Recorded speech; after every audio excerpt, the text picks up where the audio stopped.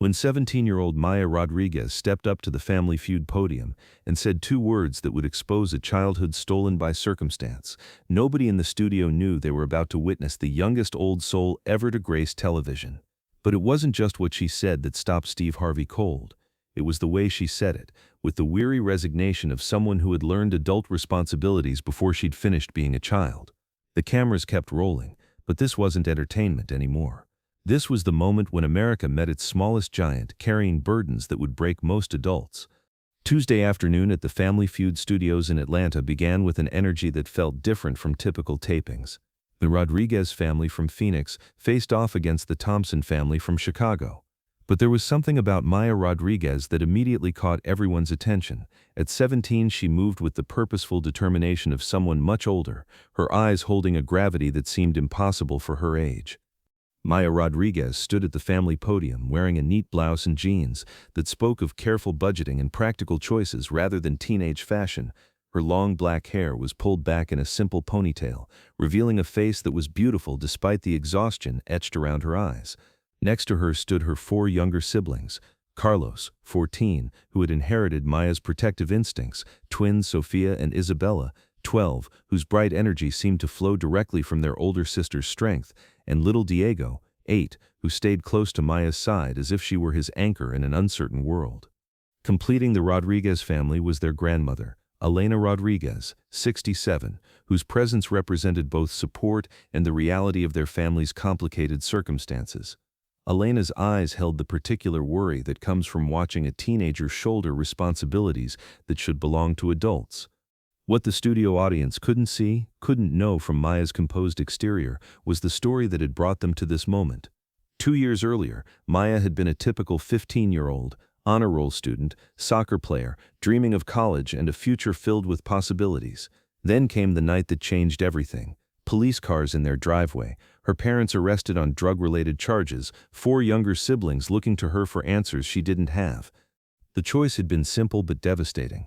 Let the children go into foster care, potentially separated and scattered across different families, or step up and become their guardian. Maya had chosen family, but the cost had been everything she'd planned for her own future. At 15, Maya had dropped out of high school to work full-time at a local diner, her dreams of graduation and college postponed indefinitely. She had learned to navigate government assistance programs, manage a household budget on minimum wage, and provide the emotional support that 4 traumatized children desperately needed. Her days began at 5 a.m. with getting the kids ready for school and ended near midnight after homework help, dinner cleanup, and the careful budgeting that kept their small apartment affordable. The legal process of becoming their official guardian had been complex and expensive, requiring court appearances that Maya had to request time off work to attend. Social workers had initially questioned whether a teenager could adequately care for 4 children, but Maya's determination and the children's obvious devotion to her had eventually convinced them that keeping the family together was in everyone's best interest. The isolation had been perhaps the most difficult part. Friends from school had initially tried to maintain contact, but the gap between teenage concerns and adult responsibilities had grown too wide to bridge. While her peers worried about prom dates and college applications, Maya worried about rent payments and whether Carlos was struggling in math because she couldn't afford a tutor. But Maya had also discovered strength she never knew she possessed. She had learned to advocate for her siblings' educational needs, to stretch a dollar further than seemed possible, and to create stability and love in circumstances that would have overwhelmed most adults. The children thrived under her care, their grades improving, their emotional healing evident in the way they laughed and played, and trusted that Maya would always be there for them. The Family Feud opportunity had come through Elena, their grandmother, who had submitted their application with a note that revealed the family's extraordinary circumstances. "My granddaughter gave up her childhood to keep her family together. She deserves to feel like a teenager for one day." The producers had been moved by their story during the interview process, particularly by the obvious love and respect that bound the family together, despite their unconventional structure. The trip to Atlanta had been the first vacation any of them had taken in 2 years. Maya had saved for months to afford the travel expenses, and seeing her sibling excitement about being on television had reminded her why every sacrifice had been worth it. During family introductions, Steve had approached them with his characteristic warmth, though something about Maya's presence immediately commanded respect. There was an authority to her that seemed unusual for someone her age. The Rodriguez family, From Phoenix, y'all ready to have some fun today? Maya stepped forward as the family spokesperson, her voice carrying the confidence that comes from years of being the decision-maker. We're absolutely ready, Steve. I'm Maya, and these are my siblings Carlos, Sofia, Isabella, and Diego, and our grandmother Elena. Steve knelt down to address the younger children as he always did, but his attention kept returning to Maya. Maya, you're looking after this whole crew. Maya nodded, offering a smile that was both mature and slightly tired. Yes, sir, Mr. Harvey, we're a team.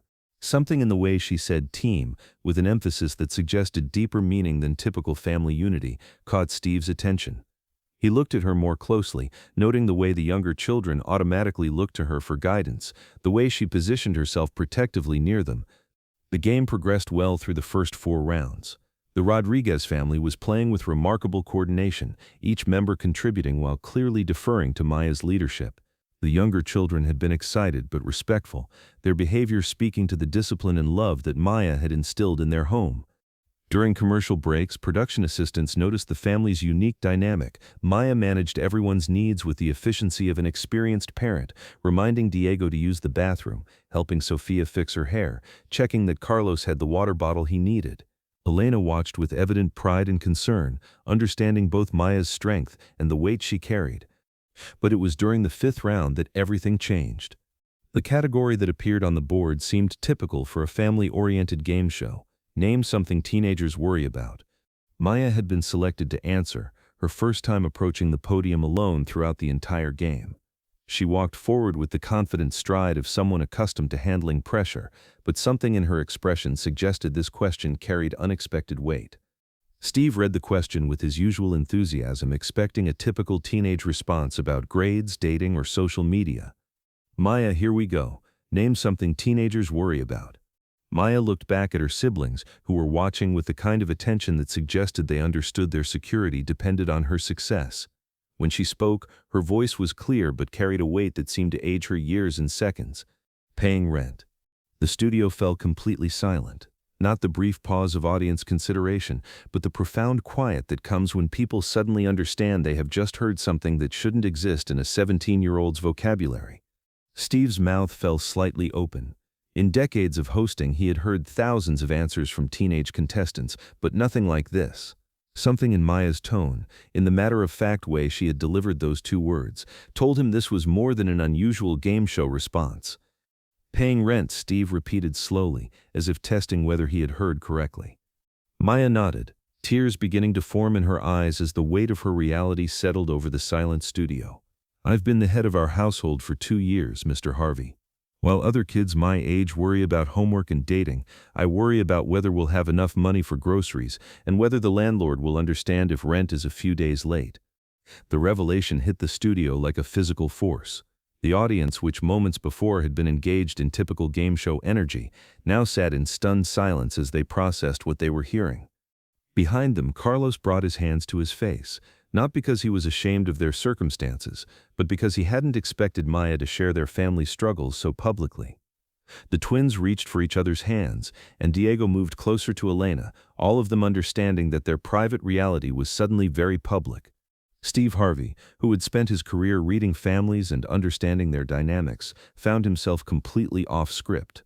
This wasn't just a teenager sharing an unusual concern. This was a child revealing the cost of circumstances beyond her control. Maya, Steve said gently, walking closer to where she stood at the podium. Tell me what happened to make a 17-year-old responsible for rent. What happened next would transform the show entirely. Maya straightened slightly, drawing on the strength that had carried her through 2 years of impossible circumstances. My parents were arrested 2 years ago. I had a choice: let my siblings go into foster care, where they might be separated, or become their guardian.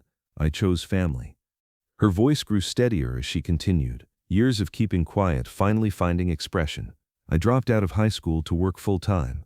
I work at Maria's Diner from 6 a.m. to 3 p.m., then I come home and help with homework, make dinner, and try to be everything these kids need. The studio was completely silent now. Even the production crew had stopped their usual activity, recognizing that they were witnessing something unprecedented, a child explaining how she had become a parent before she'd finished being a daughter. I'm not complaining, Maya continued, her voice beginning to crack with emotion she'd held back for years. These kids are everything to me, but sometimes I wonder what it would be like to worry about normal teenage things, like whether someone likes me or what dress to wear to prom.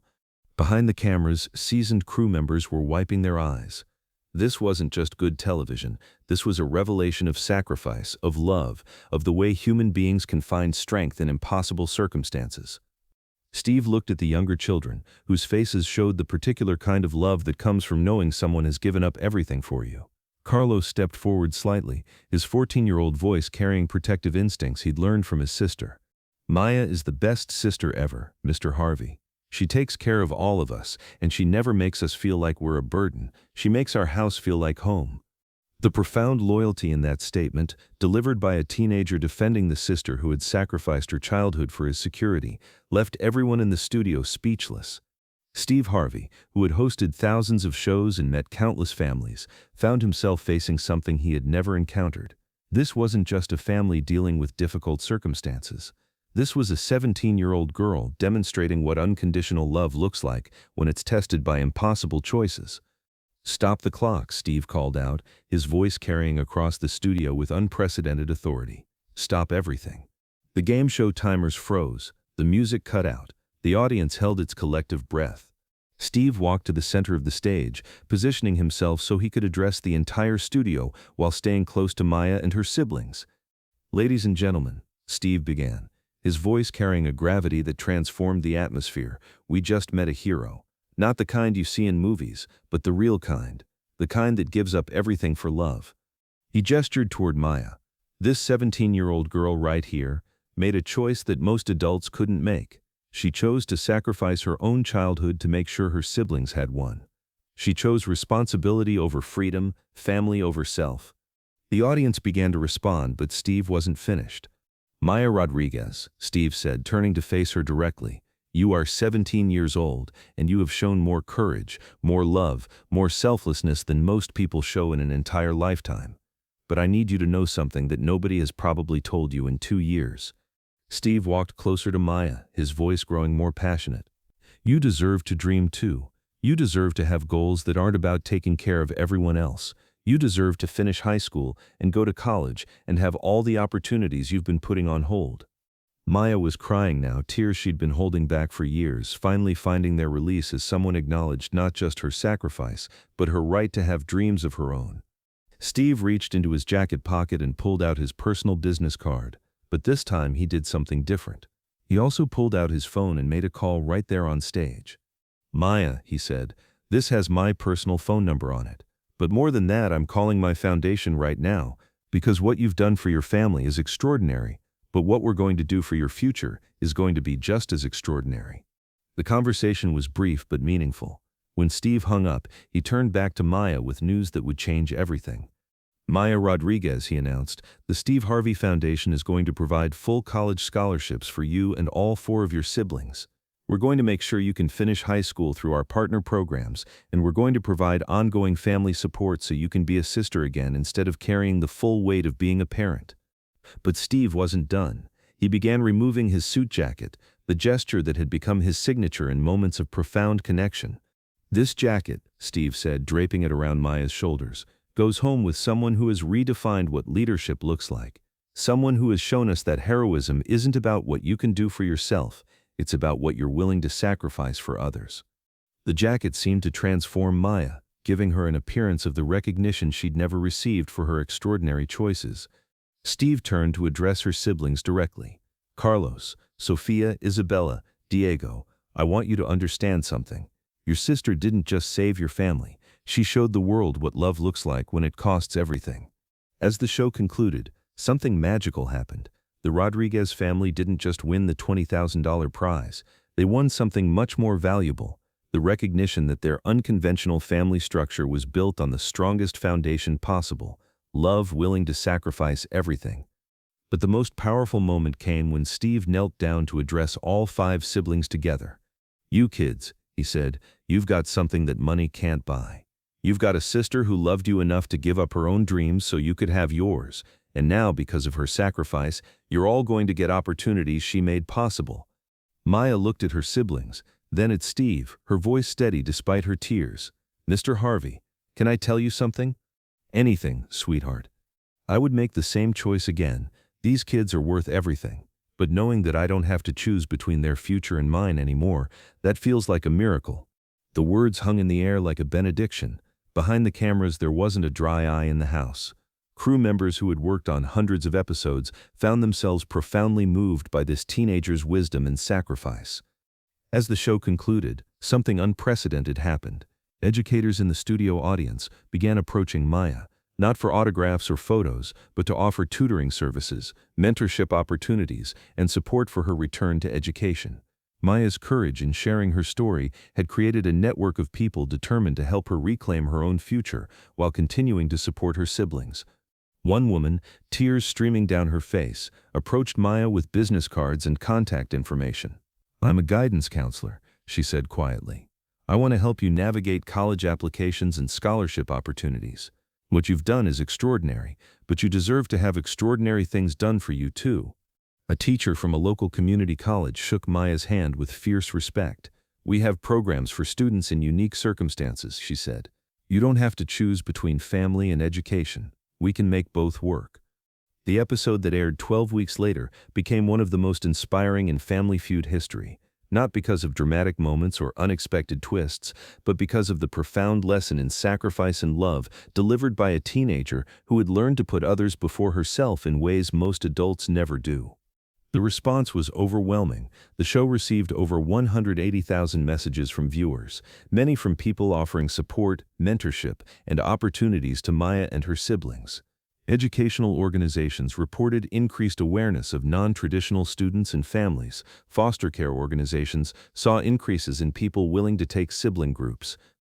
But perhaps the most powerful response came from other young caregivers, teenagers and young adults who had found themselves in similar situations, suddenly understanding they weren't alone in carrying adult responsibilities before finishing their own childhoods. Steve Harvey said in interviews that Maya's episode changed how he understood both responsibility and sacrifice. "I met a young woman that day who had done something I'm not sure I could have done at her age," he explained. "She had chosen love over everything else, and she had done it with more grace than most adults could manage." The jacket Steve gave Maya hangs in their new apartment now, a larger place that the foundation's support made possible. Next to it hangs Maya's high school diploma, earned through an accelerated program, and her college acceptance letter to Arizona State University, where she'll study social work while her siblings attend school nearby. But the real change wasn't in what Maya received that day. It was in what she gave to everyone watching. Proof that heroism comes in all ages, that love multiplies when it's shared sacrificially, and that sometimes the smallest people carry the biggest hearts. Maya Rodriguez is now 18, attending college part-time while continuing to support her siblings but no longer carrying the full weight alone. The foundation's ongoing support has allowed her to be a sister again instead of a sole provider, to dream about her own future while still being present for theirs. The business card Steve gave her sits framed on her desk, representing the moment when her private sacrifice became public recognition, when her burden became lighter because others stepped up to help carry it. Every year on the anniversary of their parents' arrest, a day that had once marked the end of Maya's childhood, the Rodriguez family now celebrates Family Day, remembering not the loss that brought them together, but the love that kept them together. Maya posts a photo on social media of all 5 siblings, along with a simple message: family isn't about who you're born to, it's about who you choose to fight for. The lesson Maya Rodriguez taught that Tuesday afternoon in Atlanta is profound. Heroism isn't about cape-wearing or dramatic gestures. Sometimes it's about a teenager choosing rent payments over prom dresses, homework help over hanging out with friends, family responsibility over personal freedom. And sometimes it takes a 17-year-old girl and an oversized suit jacket to remind a television studio full of adults that the greatest love stories aren't about romance, they're about the quiet daily choice to put others first, even when it costs everything. Because that's what real strength looks like, that's what sacrificial love sounds like, and that's what happens when a game show becomes a platform for recognizing that some of the biggest heroes come in the smallest packages, carrying burdens that would break most adults, and doing it all with grace that defies their age.